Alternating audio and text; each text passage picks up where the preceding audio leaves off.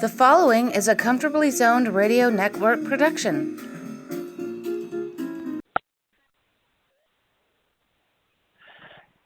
Hello, everyone. Welcome to Comfortably Zoned Radio Network. I'm Rob Denninger, and I'm here at Jack DeGraw. And as always, we're talking Yankees baseball. How you doing, Jack? Good. How are you today, Robert? I'm not too bad. The Yankees just finished taking 2 out of 3 from Baltimore after dropping that split doubleheader against Houston. But the second half is underway, and Aaron Judge is looking great.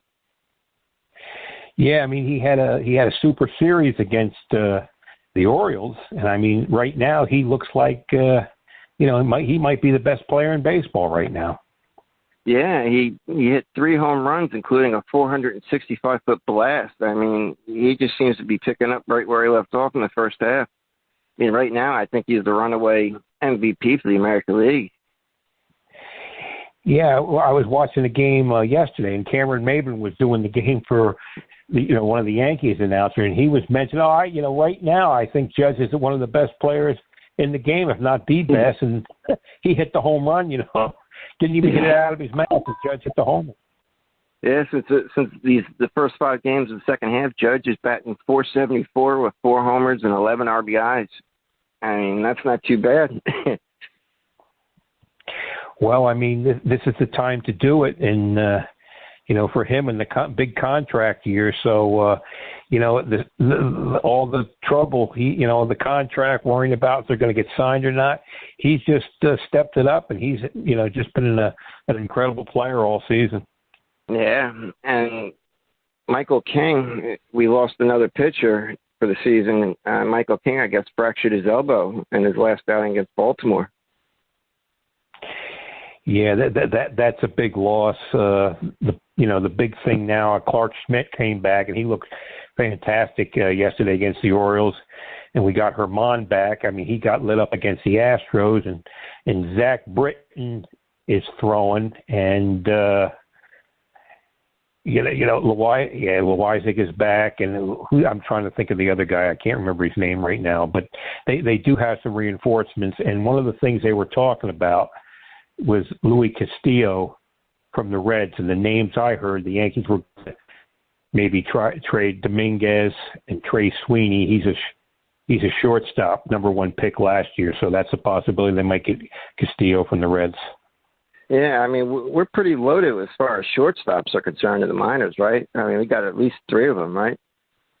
Yeah, they got Volpe, and they got that other kid, Kaswaba. I can't remember his name right now. But yeah, there's a couple guys. Yeah, I mean, Dominguez, Jason Dominguez, that's his name, right? The 19-year-old? Yep. Yeah, I guess they probably don't feel he's coming along as fast as they thought he would progress, right? Yeah, they just moved Tampa.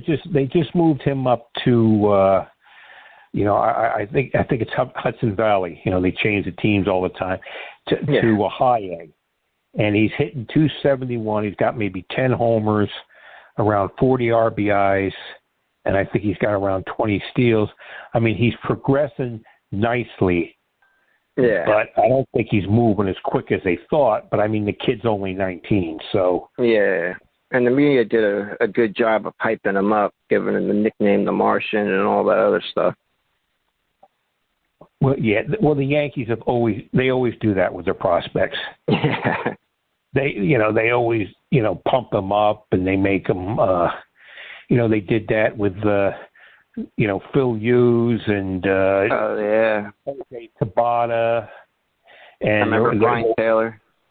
Yeah, Brian Taylor. Well, he got in the fight. He went to hit a guy, and he missed him, and he dislocated his shoulder, and that was the end of Brian Taylor. Yeah.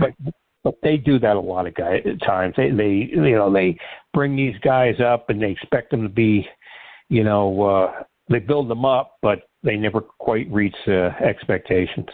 Yeah, and the Yankees, they seem to be running through all the teams this season, but Houston just seems to have their number at Minute Maid. Yeah, they have like an incredible team, and their pitching staff is out of this world. I mean, the Yankees they're always in the games, Yeah. But the Astros get the big hits, and they just make the plays when they have to. And I mean, they've had the Yankees number for a couple of years. I mean, I think they beat them in the playoff 3 years in a row. I mean, so they're good, but we knew that coming into the season, so that's not really a surprise. Yeah, it's like right now the Yankees still have the best record in the American League at 66-31, but Houston's right behind them at 64-32. They're about a game and a half behind them. So, I just like to see the Yankees try to hold on to home field advantage because you're going to see Houston in the playoffs this year.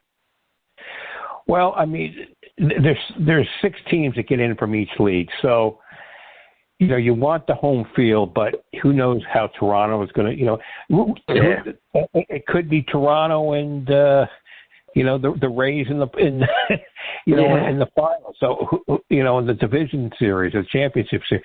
So you really don't know, but you would like the final game to be at the stadium, but that's not you never know. The do-all end all.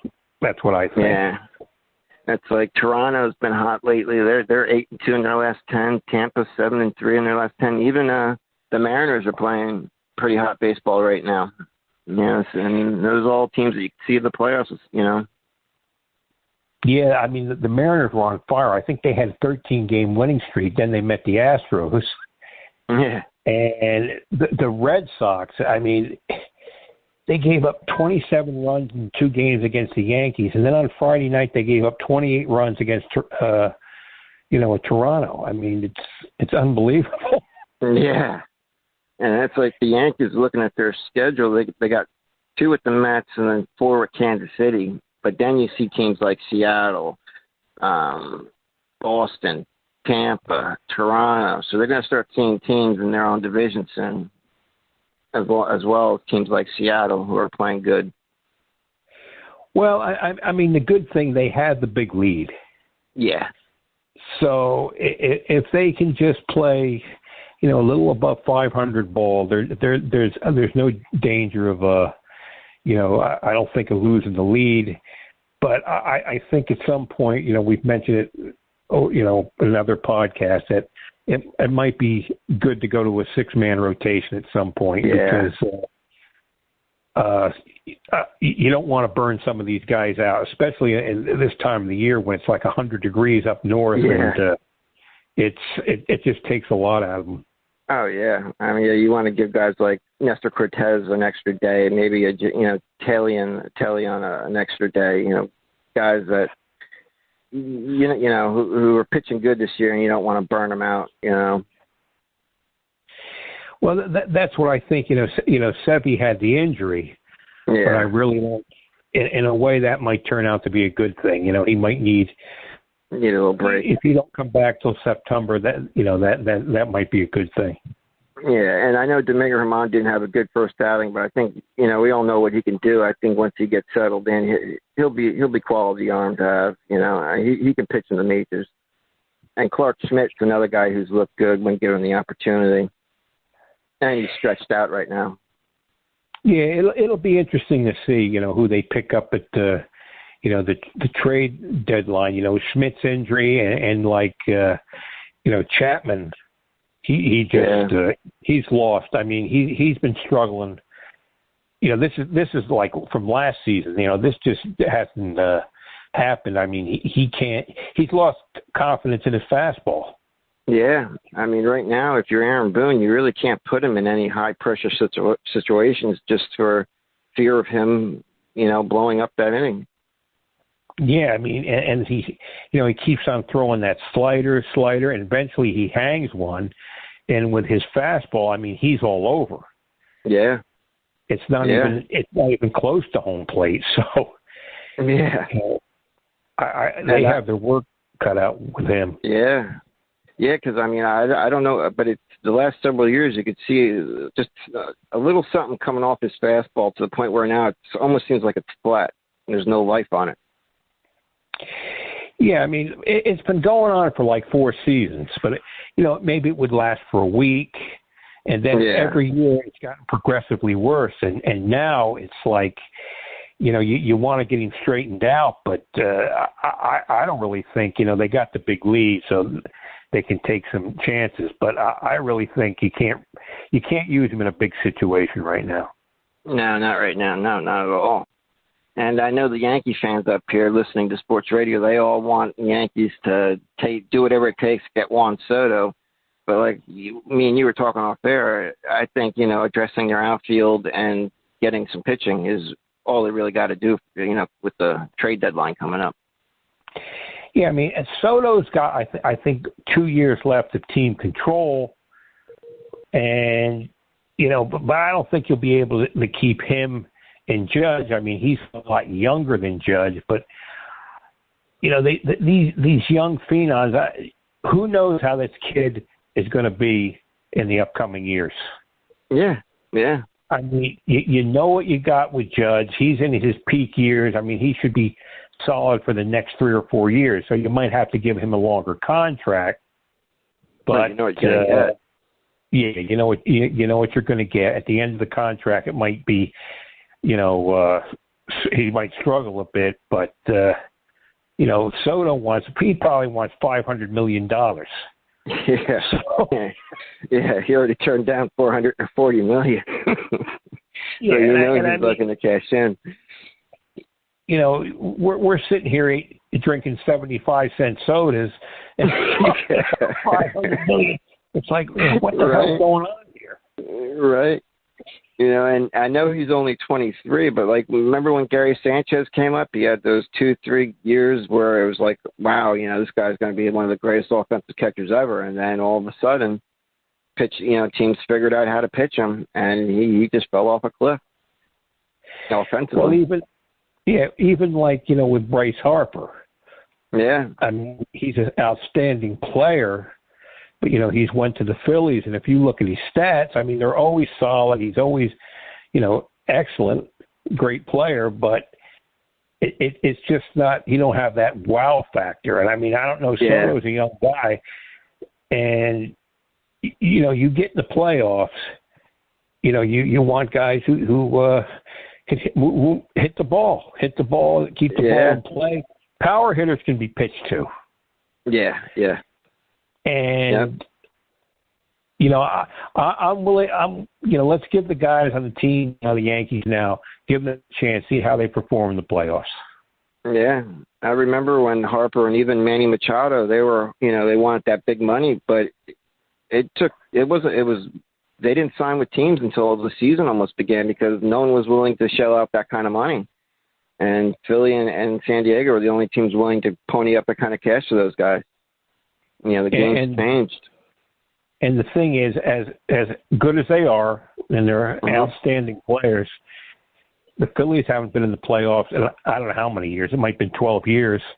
And the Padres, they completely collapsed last year. I think they're playing better this year, but so you can have a couple great players, but if you don't have the team, how much better are they going to make you?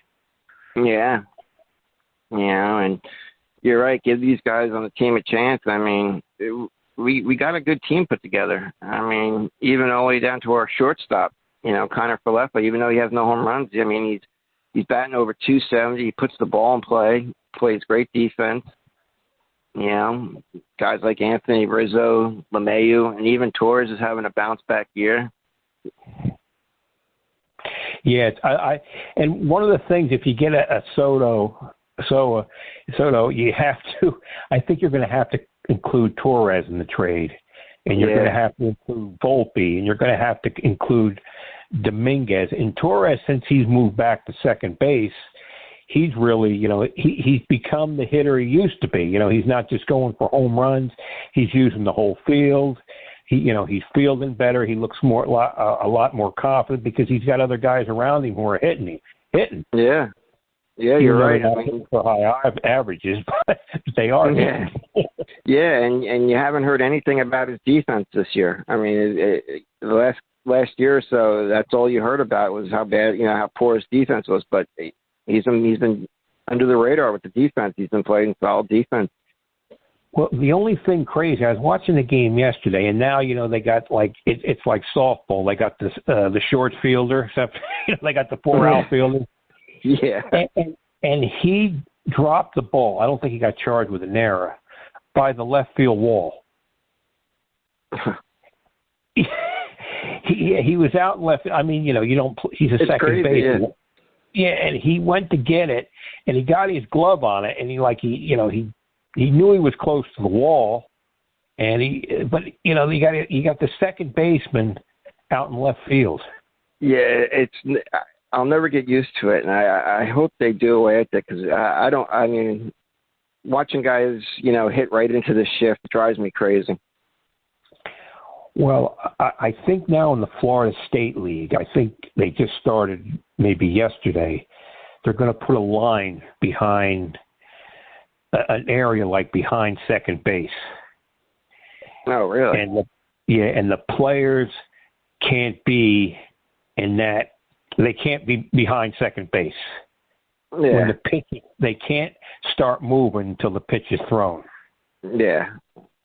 That's better. So, I mean, players shouldn't. I just feel if you shouldn't be able to play out of position. Yeah, I mean, when you have a second baseman playing left field, and you got you got three right fielders, it's just and the hitters won't adjust, but that's just the way. But it's not the. It's just not the baseball you're used to seeing. Nah. When guys are throwing 95 plus, it's hard to try to hit it the other way when you're just trying to get the bat head on the ball. No, well, that's what gets the guys in the big leagues hitting home runs. Yeah. They're not going to change their swing. You wish some of the guys would, but they're just not going to do it. Yeah, they're just not. Yeah, and now that's the goal, is to try to hit home runs in that angle or whatever that is that they all try to use, hit the ball over the fence. That's all you see today is home runs and strikeouts, and walks occasionally. Well, one of the things I like what the Yankees are doing, and they started last year, like in mid-season, they are stealing bases. Yeah. I mean, Judge has 9 steals. Connor Palepa has 14 steals. So they are, they're putting that in there a little bit. They are starting to, at least try to, at least they're stealing bases. Yeah, Tim LaCostra, he's got 6 steals in 19 games. Yeah, he's a guy who, when he gets on base, can take a bag right away. Yeah, that's a good guy to have on your team. Yeah, because he gives you another dimension too. So, and also, I didn't realize we were talking up here that Yankees actually brought Tyler Wade back, and he's with their AAA team. You said? Yep, they got him. The Angels, designated him for assignment, and they picked him up about 10 days ago. And I just remembered, Robert, the Yankees. They designated for assignment Greg Bird. Oh, they did. Yeah. Oh, wow. I think he had like 6 homers, 21 RBIs, and was hitting maybe, 225. So he really wasn't, he wasn't doing enough for them to keep him. I remember when he came onto the scene, when Teixeira got hurt, he came up and had that good rookie year, and he was the Yankees' best hitting prospect in our minors, and you thought this kid might have a career, and then the injuries started taking him out, and he hasn't been the same since. No, you don't know if he's ever really recovered from that injury, but I'm sure somebody will pick him up, and he'll find a way back to the big leagues. Yeah, because he's got a nice swing, and he's a left-handed hitter. I mean, and he did put up some decent numbers those first few years, but he started getting those injuries. Yeah, and a lot of times, like, they try to come back too quick because they don't want to be labeled injury prone, and he just never became the hitter they thought he was going to be. Yeah, I just saw a stat on TV. Aaron Judge has 9 home runs in 13 games against Baltimore this season. Yeah, that sounds like Gleyber Torres a couple years ago. Yeah, remember that? He had like 18 homers or something like that against Baltimore that season. It was ridiculous. Yeah.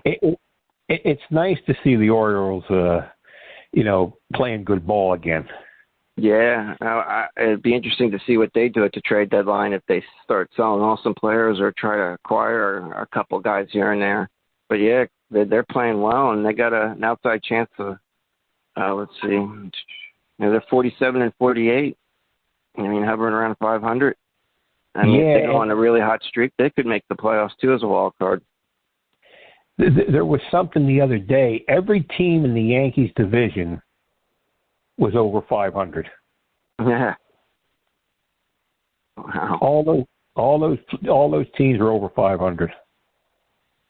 Yeah, and I'm looking at the Central. Other than the Twins, I mean, the division in the Central is kind of weak, but the East, you're right. I mean, they're all at 500 or above. I mean, Baltimore's one game below, but I mean, yeah. And one of the things, Robert, I always like to bring up old stuff, so just let me indulge myself for a second. Yeah. Now, a few days ago, Bill Burback passed away. Now, Bill Burback was the Yankees' first-round pick in 1965. It's like the first year they had to draft. Oh, shit.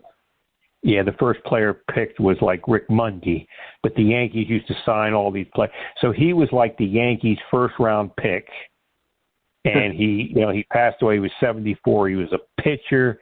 He never quite, he didn't live up to expectations, so to speak. But he won some games. I believe he won 6. He was 6-9 one year, and he pitched one of the games on Mickey Mantle Day. Oh, no kidding.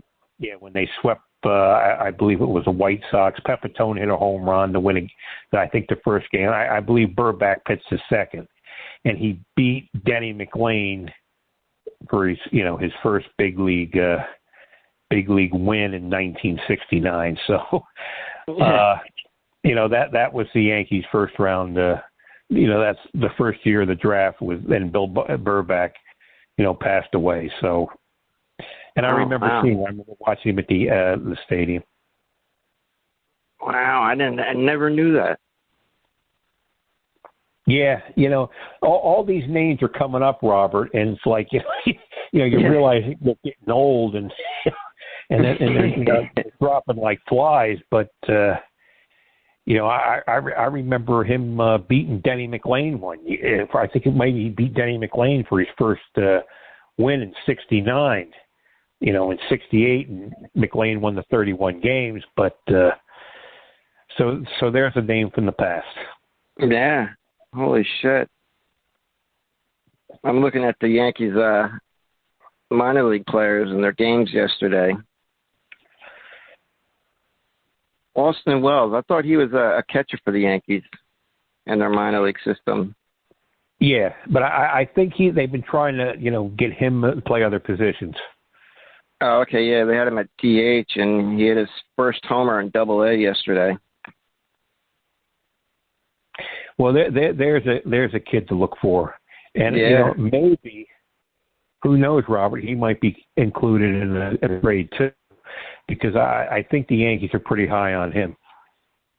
Yeah, and Andujar had a 2-run double yesterday for Triple-A, and Cashman made an interesting little comment the other day.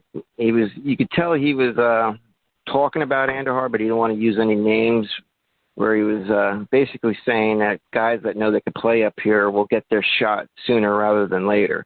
And they were talking about guys in the minors and trade scenarios. So it seems like Andujar's trade request earlier in the year might come to fruition if the Yankees make a move or two.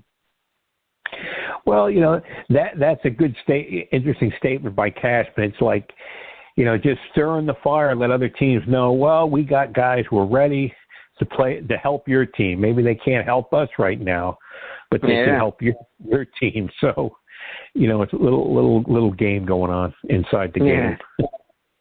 And Jason Dominguez had a 2-run single yesterday. Well, there's a possibility he could be moved. I mean, Yeah. he's not progressing like they thought. It's still a couple of years away, and I mean, the Yankees want to win. Yeah. And they got a good enough team to win. So, if you can win now, you win now. But you don't want to, get rid of everybody. But it'll be interesting to see what happens. There's still like a week to go, and we'll see what moves are going to be made. Yeah, it's like I know a lot of fans up here, they want to see a big move made, but the Yankees really don't have to go out and make a big splash. They just need to add to the team they already got. I mean, they got the best record in the American League. There's no reason to drastically do something to try to improve it. No, you just tinker a little bit. You get little parts that'll help you. You maybe get a starting pitcher, another reliever, and if you can get an outfielder. Just you get a good outfielder. You don't need somebody who's going to hit so many home runs. You want somebody who can just hit 280, hits line drives, uses the whole field, plays good defense. And there's been names mentioned, but we'll just see what happens going forward. Yeah, and hopefully we don't have any more injuries to our bullpen. I don't know if our bullpen can handle too many more injuries. And we got guys we can patchwork it right now, but it'd be nice if the Yankees do go out and pick up a reliever, maybe a starter, just to help the rotation in the bullpen out a little bit. Yeah, and another guy that's been mentioned is that J.P. Sears. They brought him up a few times. He's looked really good. So, maybe he'll play a part with the Yankees, or he might even be included in, the trade scenario.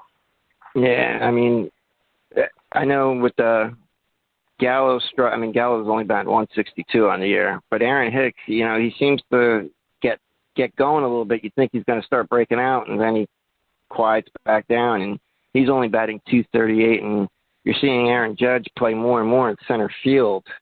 I don't know if that's to give Hicks a break or if they're just, I don't know what's going on with that.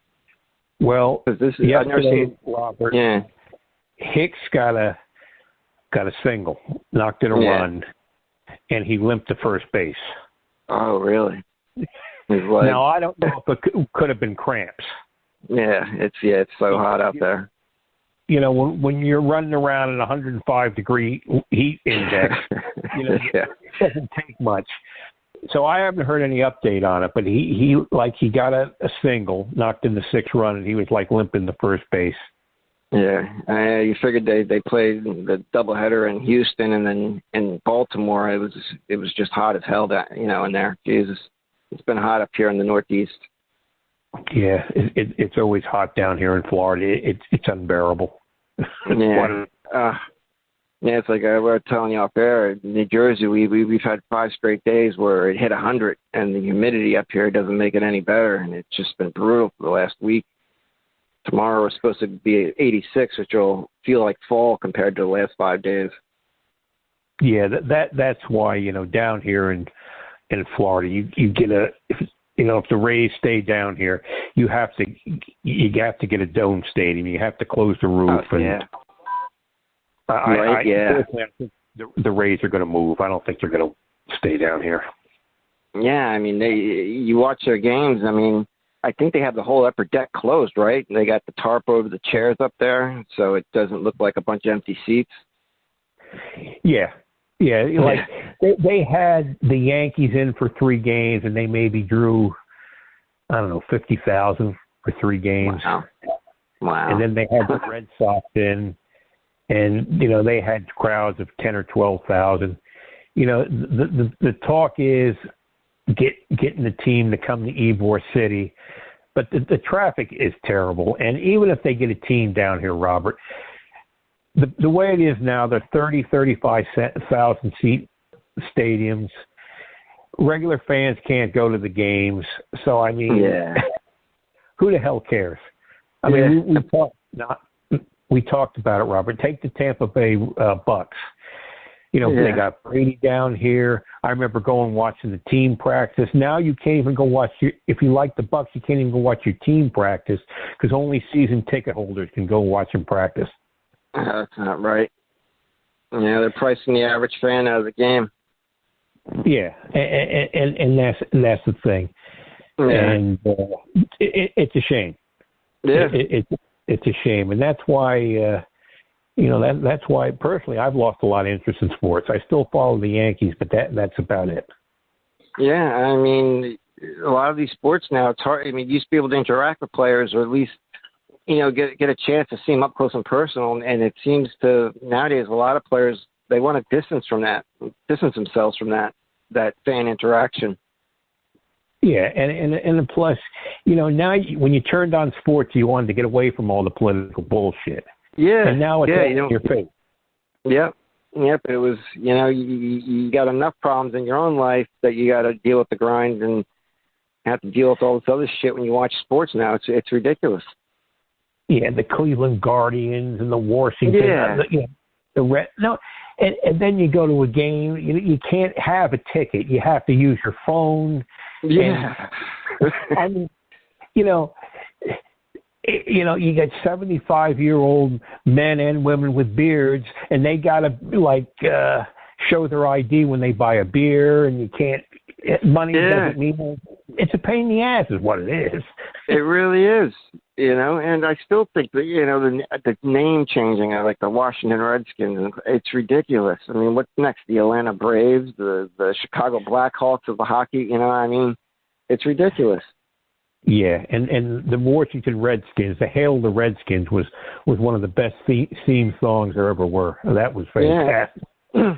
And they did it. They took a poll a few years ago, and 95% of Native Americans said it wasn't offensive. 95% said it was not offensive. But because white people were so offended, they eventually got, they had to buckle to the pressure. And the thing is, the people who are offended, you can ask them something about the team or the history of the team, and they wouldn't have a friggin' clue. Oh, no. Yeah. People with nothing better to do. Yeah. I mean, if you ask, I'm going to say the Indian fan, the people who are offended by the name, they have no idea who Bob Feller was or Larry Doby. Yeah. Early Win, they'd have no idea. Rocky Colavito. Yeah. I mean, it would be like, they just try to get their way, and they get their way. The little bitches always get their way. Yeah. They complain long enough, and eventually they cave. And that's why, we lose interest in sports and everything. Yeah. Yeah. I mean, I don't watch basketball anymore. Baseball, it's hard to watch sometimes with how slow it is, and the action's not, it's far and few between. And even football's changing. It's turning into college football. It's just gotten harder to watch sports as I've gotten older. Yeah, and another thing, Robert, I used to watch ESPN all the time. Yeah. I haven't watched it for years, and I mean, once in a while when I go in and I go in the Arby's or Wendy's or something, sit there and eat a burger and watch. All they talk about is politics. Yeah, it's ridiculous, and they got their yeah. When we grew up, you choosing up sides was like, you for a game. Now, the kids don't know what the hell sex they want to be that day. They don't know if they're a human being or a potted plant. Yeah. It's crazy. Yeah. It's gotten crazy. Yeah. And trying to hold on to the little bit of tradition that's left in baseball, and it just feels like the game's changed so much that I'm worried about baseball and their long-term future now. Well, I think eventually in this country, I mean, they got the travel ball and all this stuff, and I mean, if you got a kid who can play in the minor leagues, he's better off going to college. Yeah. I mean, that's what Al Leiter's son did. He turned down a chance to go from high school to the minors and went to college instead. Yeah, I mean, you can have a great experience, get an education. You're playing against top flight competition. You're getting treated like, you get treated like a god, and you're playing most of your games on campus. You know, who wants to come down and play 110-degree heat at 12 noon, not hardly making any money, and eating bologna sandwiches or in the sun? I think it's just ridiculous. Yeah, you're right. I mean, on campus, you got, state-of-the-art facilities. You got, all the food you can eat, people doing your homework. I mean, yeah. Well, I'll give you for instance, Robert. I live up by USF, the University of South Florida, and they play maybe 56, 60 games, and they play like 37, 38 games in their stadium, state-of-the-art stadium. It's a beautiful ballpark. The softball field's right next to it. And they play roughly 80% of their games in the state of Florida. Really? Yeah, for like the first month and a half, they're home. The first That's 25 great. games. So, I mean, and they had 4 or 5 players drafted, in the recent draft. So, I mean, that's the thing. And that's why a lot of these kids from other countries will come over, because they make a little bit of money and they can send $100 back to Venezuela. That's true. It goes a long way. Yeah, so And that's my Yankees, rant for the day. Yeah, well, the Yankees just signed their draft. The guy they drafted out of Vanderbilt, Spencer Jones. He got a signing bonus worth $2.8 million. He's drawn comparisons, they say, to Aaron Judge. He's 6'7" too. He's a big guy. Yeah, well, Vanderbilt is a great baseball school. So maybe I'll see him down here in instructional league. So that's something to look forward to too. Yeah, the scouting report on him from MLB Pipeline is that Jones has the potential to hit for average while producing solid power, but he also swings and misses frequently against non-fastballs. Though he generates plenty of bat speed, he has impressive strength and leverage in his 6'7" frame. His size also creates a naturally long left-handed swing. He's a left-handed hitter. He covers ground and right and has regained arm strength. He also has played some first base. But he's a big power hitter from the left side of the plate.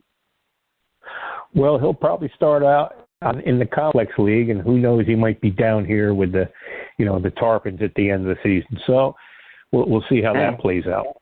Yeah. And Yankee schedule, like I said, they got 2 games coming up with the Mets where Montgomery and Herman will pitch, and then we got 4 games against Kansas City at home, followed by 3 against Seattle, and then we go on the road for 3 against St. Louis, 3 against Seattle, 3 against Boston, before we come back home and play Tampa and Toronto and finish off with the Mets. So the Yankees got a pretty good schedule coming up. We'll get to see them play some of the better teams, not including Kansas City, but Seattle, the Mets, Boston, Toronto teams are in the division. So you have some action to look forward to coming up. Yeah, it's always fun to watch the Yankees. When you've been doing it your whole life, it's something you'll always they're like family. So yeah. And the cool thing is, I think what's his name, Pete Alonso for the Mets just passed Aaron Judge for the Major League RBI lead. I know Judge has 81. I think Alonso has 82 or 83 RBIs. So there's 2 games we'll get to see if Judge can retake the lead. Yeah, Alonso's a Tampa kid. He was from this area down here, so it's good to see him do well. Yeah, I mean, that kid is something, and he's got the nickname the Polar Bear, and when he hits him, there's no doubt that ball jumps off his bat. Yeah, he's something special too. I've watched him a few times, and he's a big power hitter. Yeah, and Montgomery goes tomorrow. I know he's only won 3 games this year, but he's pitched a lot better than his record. And then Herman, I like to see Herman have a nice game. I think he'll straighten out. Yeah. I like him as a pitcher. So, and he come up with the right time. They're having some injuries, and so he'll get a shot and give the other guys a rest. Yeah. Well, same time next week, Jack. Yep. Can I just tell a quick story, Robert? Oh, absolutely, yes. You know, I always like to go on the old time. I remember going to a game in 1967. It was like this time of the year, July 29th, and they were playing the Kansas City A's, and they had a garbage strike in New York. And, you know, they were burning, like, you know, rags and stuff to get the gnats away from home plate and the pitcher's mound. And I still have the program. Mickey Mantle was on the cover. And they, you know, she refused, like, to keep the gnats away from us. So, got a garbage strike in New York, boy. That had to been bad, though. Yeah. In the summertime, late August and stuff. They were really burning. Yeah, the A's won the game 6-2. Yeah, so. Holy cow! That so had that's been a my fight. story of the day. Imagine seeing that today on TV. Them burning rags at home plate, and that'd be something. Oh yeah, it was awful. The bugs were flying all around, and it was just. It's just something I always remembered. Was it Hideki Irabu? Remember that game at Yankee Stadium, and there was a bunch of bugs out in the pitcher's mound? Is that Hideki Irabu? No, that was Jabba Chamberlain. Oh, okay. Cleveland. Yeah. Yep. Okay, at Cleveland. All right. Yeah, that looked like a swarm. Yeah, Joe Torre said that was, you know, one of the biggest regrets he had with the Yankees. He should have pulled the team off the field. Yeah. I mean, that looked like a swarm around him.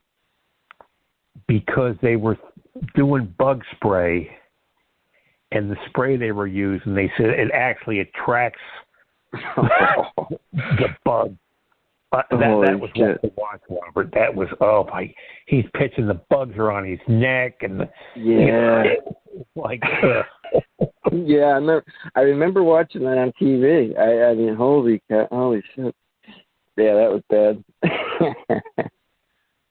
But yeah, hopefully when we talk, the Yankees are 5-5 in their last 10 games, but I think they're on the right track. I think next week when we talk, it'll be a little bit better than 5-5.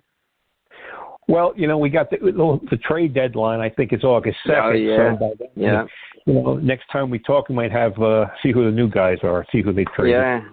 Yeah, because like you said, Luis Castilla and Sports Nation's reporting they're also interested in Ian Kennedy, a former Yankee.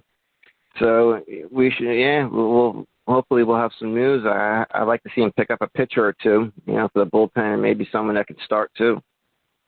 Well, you know, it's always nice to talk to you, Robert. We'll see what happens. It's always great talking with you baseball. Oh, likewise, Beck. So next week? Yep. All right, and to all listeners, we'll see you next week.